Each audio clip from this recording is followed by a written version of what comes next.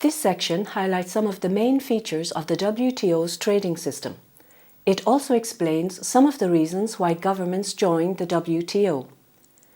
As you will study in this course, the WTO provides to its member governments, amongst other things, predictable and transparent rules for the trade of goods and services, enhanced market access opportunities and equal treatment. The WTO helps to promote peace by avoiding trade wars and retaliation. WTO membership provides an opportunity to participate in the shaping of global trade rules and to deal with domestic pressures for protectionism. Let us look at each of these in more details. Predictable and transparent rules for the trade of goods and services. Member governments, and more particularly private economic operators, need to have a stable and transparent framework of rules for their commercial activities. The WTO provides a predictable system of multilateral trade rules, which are contained in the WTO agreements.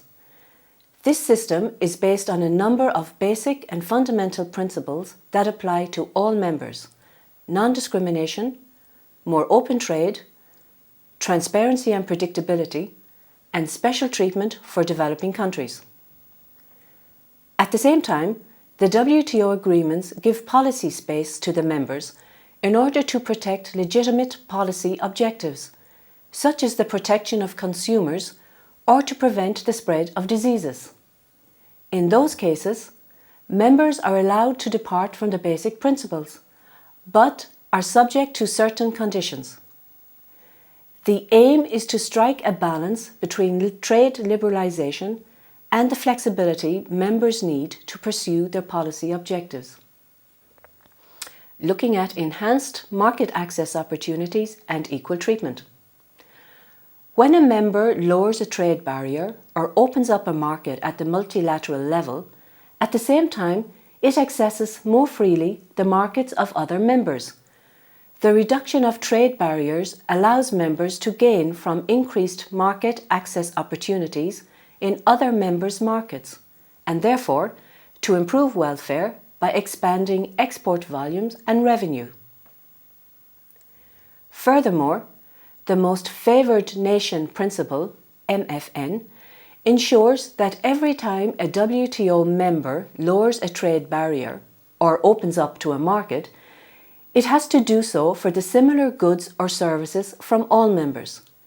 That means that all WTO members, regardless of their economic size or level of development, benefit from the best possible treatment given by each WTO member. Looking at how the WTO helps to promote peace and avoid trade wars and retaliation. The WTO promotes peace by providing a stable and predictable system of rules and an efficient mechanism for dealing with trade disputes among its members. If trade flows smoothly and countries enjoy a healthy commercial relationship, conflicts are less likely. Moreover, smooth-flowing trade stimulates economic growth, which in turn reduces the possibility of conflicts. The trade wars in the 1930s are proof of how protectionism can easily plunge countries into a situation where no one wins and everyone loses. By coordinating multilateral trade rules with other countries, members are able to avoid tit-for-tat trade restrictions or trade retaliation. The WTO dispute settlement system plays a key role in avoiding trade conflicts and unilateral retaliation. It provides a system where trade conflicts among members are solved on the basis of rules rather than wars. How the WTO allows members to participate in the shaping of global trade rules. The WTO agreements are the result of negotiations among all members, and therefore membership means a balance of rights and obligations. Without a multilateral trading system such as the WTO, smaller countries would have to deal with each of the major economic powers individually. The more powerful countries would be free to impose their trade policies on their small trading partners.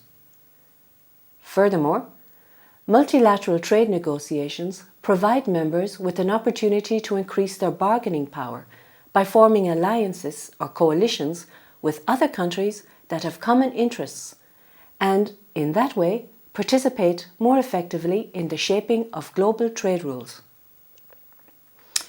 Dealing with domestic pressures for protectionism. As explained in the previous section, trade liberalization generates income distribution effects, so there will be groups who will gain and groups who will lose. The import competing sector is likely to lose from opening up to trade, while the export sector is likely to gain. The outcome of a trade negotiation has to be a balance of interests. Governments can counterbalance the lobbying pressure of the import competing sector against liberalization by arguing that the overall package goes in the interests of the country as a whole. Furthermore, by tying the hands of a government, an international trade agreement may help to make credible policy commitments affecting the private sector that it would not be able to maintain without the agreement.